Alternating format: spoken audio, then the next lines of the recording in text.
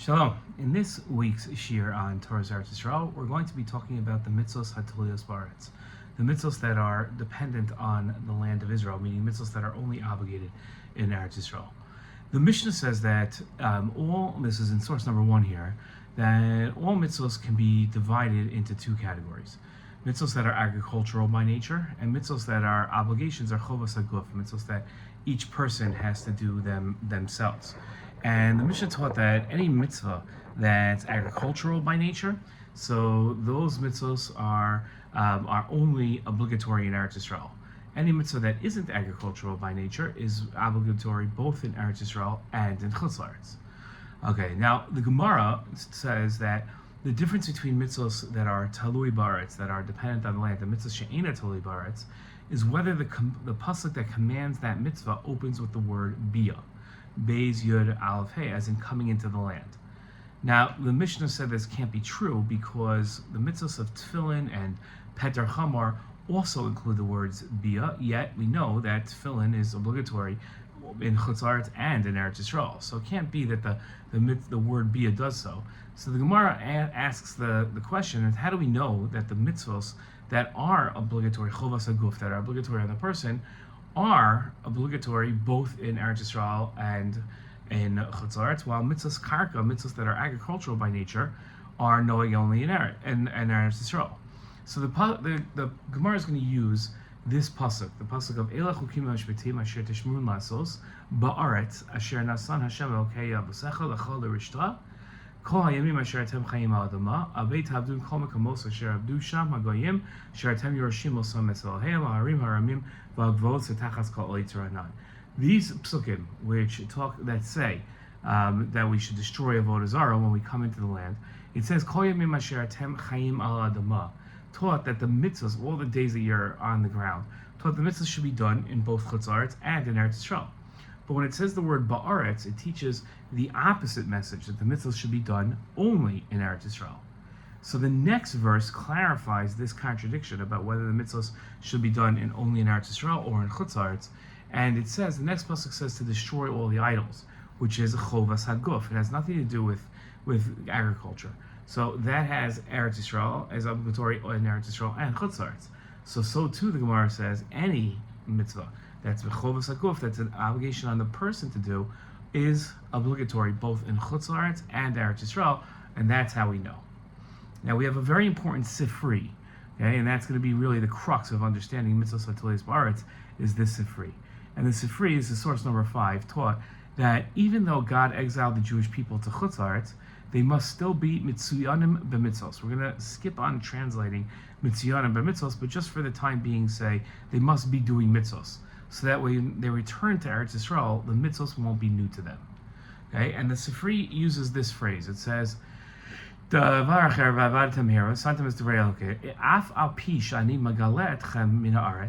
though I am going to exile you from the land to Chutz La'aretz, you should still do the mitzvos.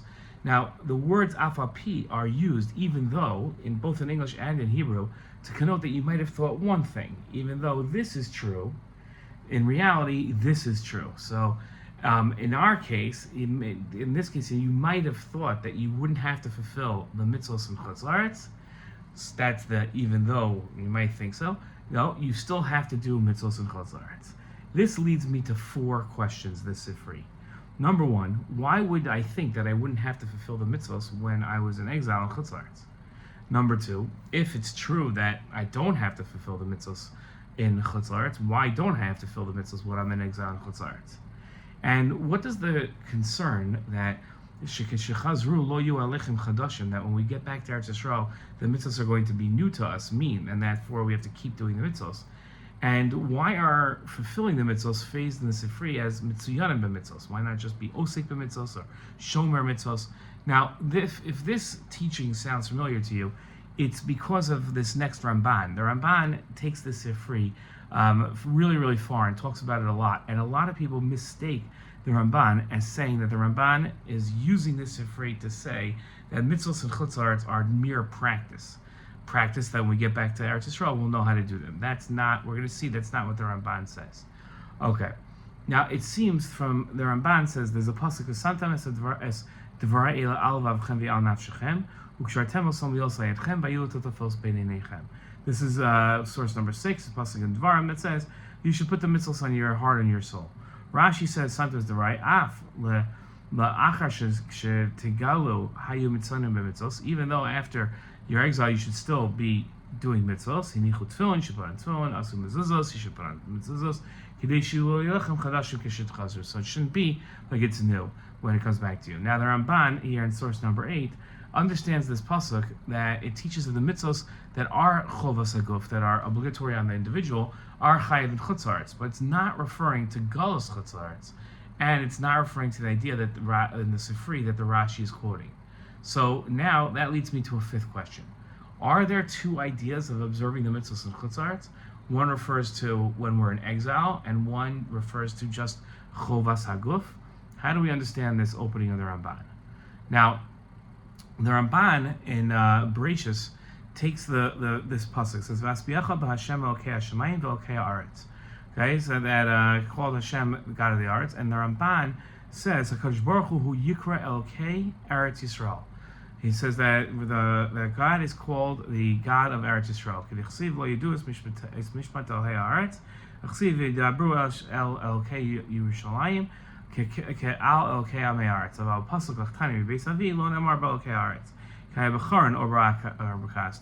this idea that Hashem is the God of Eretz Yisrael is why the sages in Ksuvas say Hadar b'chutz la'aretz dome kami she'ein lo elokad, that somebody lives in chutz la'aretz as if they don't have a God.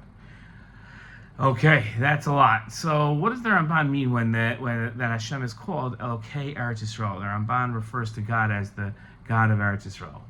Now the Ramban taught that wrote that Avram was taught the Torah, but that Avram and Amram, Moshe's father, only kept the mitzvos in Eretz Yisrael. Even though the mitzvos that are chovos haguf, like tefillin, are obligatory everywhere, they weren't kept pre-Har Sinai in Chutz La'aretz.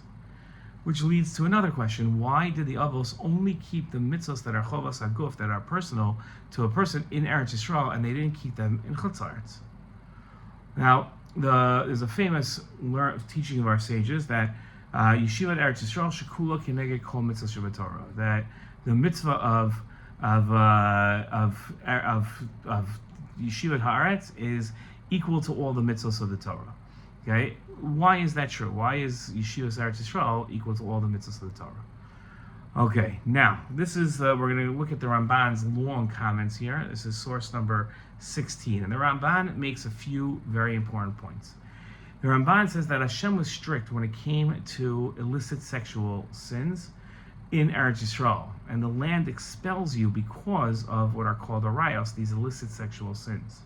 This is even considering that arayos is a chovas haguf. It has nothing to do with Eretz Yisrael, but God was specifically strict about this in Eretz Yisrael, which leads us to our ninth question. If arayos is a chovas haguf, it's about a person, not about where the person is, and those are not mitzvahs that are dependent on the land. Why was Hashem machmir on it in Eretz Yisrael? Now the next point is that the Ramban makes is that the land of Israel is nachlas Hashem miyuchedes lishmo. It's like God's portion that's specifically unique for God's name, which speaks to the hashgacha, the providence that's on the land of Israel. And the next point that the Ramban makes, is that it's this added hashgacha that requires the mitzvos to be kept on the land. In Chutz La'aretz, the Ramban says, there's a lower level of hashgacha, which led people to worship the Malachei Hashem, the angels. The idea behind the phrase that whoever lives in Chutz La'aretz is like someone lives in a God is this type of thing. So our 10th question is, how does the Ramban understand the Maimer that says that whoever lives in Chutz La'aretz, it's as if they don't have a God? The Ramban goes on to explain that since mitzvos are only to be observed in Eretz Yisrael as a response to the hashgacha, to the fact that there's extra providence in Eretz Yisrael, there must be a reason why we need to observe mitzvos in Chutz La'aretz. There's no hashgacha. The Ramban quotes the Sifri that explains that mitzvos in Chutz La'aretz are designed to make us mitzuyanim bahem. Right? There's that word again, so that the mitzvos won't be new to us upon our return from Chutz La'aretz, and that's why we're doing mitzvos in Chutz La'aretz. So what does it mean that to be mitzuyanim b'mitzvos? And what does it mean that the mitzvos won't be new to us upon our return from Chutz La'aretz? Do we observe mitzvos chovas haguf in chutz la'aretz because we want to be mitziyanim b'mitzvos, or so that the mitzvos won't be new to us upon our return from chutz la'aretz? Which one? Okay, that's a lot of questions, and I think it behooves us to review all our questions. The first question we had was, why would you think that you wouldn't have to fulfill the mitzvos when in exile in chutz la'aretz? Second question we had was, why do we still need to fulfill the mitzvos when we're in exile in chutz la'aretz? Third question we had is, what is the concern that kishetechazru lo yu alechem chadashim mean? That when we get back, they won't be, the mitzvos shouldn't be new to us, so therefore we should keep doing that. What does that mean that when we return, they won't be new to us and that we have that concern? Why are we fulfilling the mitzvos phrased in the Sifri as mitziyanim b'mitzvos? Why doesn't the Sifri say to be fulfilling mitzvos or osik b'mitzvos? Are there two ideas to observing mitzvos in chutz la'aretz? One that refers to galus, like being in exile, and one that refers to personal mitzvos? Our sixth question was, what does the Ramban mean when he calls Hashem Elokei Eretz Yisrael? Our seventh question is, why did the Avos only keep mitzvos chovas haguf in Eretz Yisrael and not in chutz la'aretz? Why is the mitzvah of Yeshiva Eretz Yisrael shekula keneged kol mitzvos? If arayos is a mitzvah as a chovas haguf and not talui b'aretz, why was Hashem machmir on it in Eretz Yisrael? How does the Ramban understand the Maimar that says that whoever lives in chutz la'aretz is as if they don't have a God? What does it mean to be mitziyanim b'mitzvos? And question 12, what does it mean that the mitzvos won't be new to us upon our return from chutz la'aretz? Question 13, do we observe mitzvos chovas haguf in chutz la'aretz because we want to be mitziyanim b'mitzvos, or is that the mitzvos won't be new to us upon our return from chutz la'aretz? Those were our questions. To help us answer our questions and develop a svar, an explanation that'll be a theory of everything that can help us answer all our questions, the Torah of Tamimim we're going to look at in source number 18 makes a few points. He says that first of all, there's no reason to think that Yeshiva Eretz Yisrael is connected to, is equal to all other mitzvos. To explain this phrase, he wrote that you can't fulfill all the mitzvos except in Eretz Yisrael, because so many mitzvos are tolui baretz, are dependent on Eretz Yisrael. And even the mitzvos hatuliyos baguf, even mitzvos that are not dependent on Eretz Yisrael, but rather are personal obligations, their entire, this is the phrase he used, ikaram v'tachlisam lo nasnu el kaimam Eretz Yisrael. They were really given to be fulfilled in Eretz Yisrael. Fulfilling mitzvos in chutz la'aretz is just so the Jews don't forget how to do the mitzvos on their return to Eretz Yisrael. And the mitzvos yeshivas Eretz Yisrael is shekula, is equal to all the other mitzvos, because Eretz Yisrael is the sod v'habasis, the kohen kol mitzvos. It's the foundation to fulfill all the mitzvos. That's because the mitzvos are the Jewish people's ways of relating and being involved with God. The Rashbetz, in his commentary to the Haggadah, says the phrase mitziyanim, right? We keep seeing this phrase mitziyanim b'mitzvos, means, because we have it in the Haggadah, means that it's that we all live in one place. It's to be recognizable for your majesty, and the Jews were mitziyanim because they didn't change their names, they didn't change their language, and they did not involve themselves in arayos and illicit sexual sins while they're in Egypt, and they did this to be mitziyanim, to be distinct. Taking that into account, and one more teaching of the Rambam, which the Rambam says, Rov dinei Torah eno ela etzos merachok hagadol ha'etzel ataken hadoyos eliyesher meisim. That the purpose of the mitzvos, the Rambam writes, is to perfect the Jews' character and their philosophical understanding of the world along with their behavior. Taking all of those last 3 points of information that we saw, Torah Tamima's many points, and the Rashbetz's idea of what it means to be mitziyanim, and the Rambam's idea of what the purpose of the mitzvos are, we can explain as follows. Here's our svara. All mitzvos are ideally to be done in Eretz Yisrael and not in chutz la'aretz. But there's a special injunction made to extend mitzvos that are obligatory on the person to chutz la'aretz. How does that make any sense? Because there are 2 purposes of the mitzvos Torah. One, as a response to the hashgacha, to the special divine providence on the land, and 2, to perfect the Jew themselves. The mitzvos really are only to be observed in Eretz Yisrael as a response to the hashgacha on the land. there's a higher level of hashgacha. One has to relate to that level, a higher level of hashgacha, and they do so by doing the mitzvos. The mitzvos in Chutz La'aretz are not related to the hashgacha because there is no hashgacha like that in Chutz La'aretz as there is in Eretz Yisrael. Rather, the idea is that the mitzvos in Chutz La'aretz are designed to perfect the person. With that svara in mind, we can now answer our questions. Our first question is, why would you think that you wouldn't have to fulfill mitzvos when in exile in Chutz La'aretz? And the answer is because the mitzvos are only to be observed in Eretz Yisrael as a response to the hashgacha of the land. At the same time, we do have to fulfill the mitzvos, the personal mitzvos, while in exile in Chutz La'aretz, because it's important to note that originally the mitzvos were only going to be obligatory in Eretz Yisrael. And it's only with a limud that mitzvos are obligatory in Chutz La'aretz.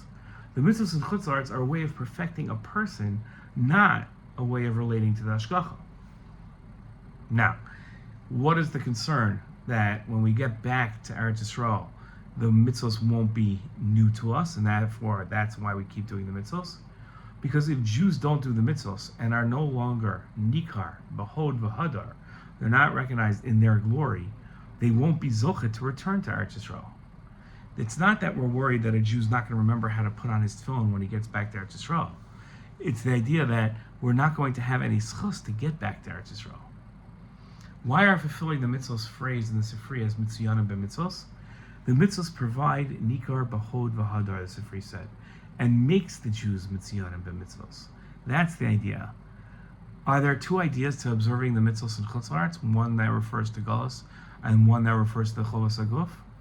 And do we observe the mitzvos in Chutz La'aretz, the mitzvos chovas haguf in Chutz La'aretz, because we want to be mitziyanim b'mitzvos, that the mitzvos won't be new to us upon our return from Chutz La'aretz? Which one is it? The two are connected. For by being nikar, behod, v'hadar, by making ourselves recognizable by the mitzvos that we keep, the Jews are mitziyanim b'mitzvos, and then that schus allows them to return from galus. What does the Ramban mean when Hashem is called Elokei Eretz Yisrael? The Ramban is referring to the special hashgacha, divine providence, that Hashem relates to in the land of Israel. Why did the Avos only keep mitzvos chovas haguf in Eretz Yisrael and not in Chutz La'aretz, as opposed to us that has to do it in both? The Avos kept the mitzvos simply as a response to the hashgacha. They did not do so to perfect themselves. Why is the mitzvah of Yeshua Eretz Yisrael shekula keneged kol mitzvos shebetorah? It's as the Torah Tzmima wrote, Eretz Yisrael is the yesod v'habasis l'kiyum kol mitzvos, and therefore it's equal to all the mitzvos because it's the foundation for all the mitzvos. If a rayos is a chovas haguf, if it's a personal obligation, and it's not dependent on the land, why was Hashem machmir on it? Why was he so strict on it dafka in Eretz Yisrael when it's not dependent on the land? As a response to the hashgacha, the Jews have to keep a higher level of morality, especially when it comes to illicit sexual sins. So therefore, even though it's true, it's not by nature mitzvos hatuliyos ba'aretz because it's not agricultural, it's based on the person, still a person has to be careful about it and more machmir on it as a response to the hashgacha. How does the Ramban understand the Maimar that says that whoever lives in Chutz La'aretz is as if they don't have a God? It's because you're away from the hashgacha. When you move away from the hashgacha, it's as if you're moving kaviyachol, as if you're moving away from God. Now, what does it mean to be mitziyanim b'mitzvos? It means to be nikar, to be recognizable, behod v'hadar, in the glory of the perfection that the mitzvos bring to you. And lastly, what does it mean that the mitzvos won't be new to us upon our arrival from Chutz La'aretz? It's only by being nikar, behod v'hadar, by perfecting ourselves with the mitzvos, that we can merit to return to the land. So, to conclude, we saw a lot of sources that were confusing, seeming to say that mitzvos in Eretz Yisrael are treated one way, mitzvos in Chutz La'aretz are treated another way, and a lot of different teachings that sort of were confusing to us because they were inconsistent with other things that we've seen in the Torah. But the basic idea is that all mitzvos are to be done in Eretz Yisrael, and they should not in Chutz La'aretz. That's where they were given to be fulfilled. But there's a special injunction that was needed to be made in order to explain that even in Chutz La'aretz, a person has to do their personal mitzvos. They have to do the mitzvos that are obligatory on themselves, not having to do with agriculture. And the reason why a person does Torah mitzvos, number one is a response to the hashgacha on the land, and number two is nikar behod v'hadar, to perfect oneself, to make oneself a greater person. Now, the mitzvos are only to be observed. They were designed to be observed in Eretz Yisrael as a response to the hashgacha on the land. The mitzvos in Chutz La'aretz are done to be nikar, to behod v'hadar, to perfect oneself and perfect one's character. That's the idea behind the mitzvos hatilios ba'aretz, and why it is really almost all the mitzvos are by nature tili ba'aretz. They should be ideally done in Eretz Yisrael. Shalom.